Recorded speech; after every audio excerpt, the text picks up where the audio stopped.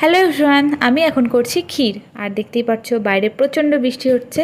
আর এখন ক্ষীর করছি কারণ আমার শাশুড়ি মা কাঁঠাল দিয়ে ক্ষীর খাবে, উনি খুব পছন্দ করে।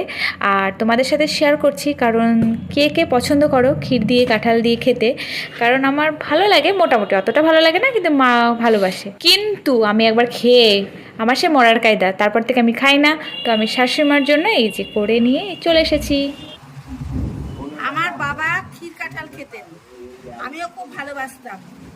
তা সেদিকে আরে ক্ষীর কাঁঠাল খেতে গেলে খাজা কাঁঠাল দরকার, খাজা কাঁঠাল ছাড়া ক্ষীর কাঁঠাল ভালো লাগে না।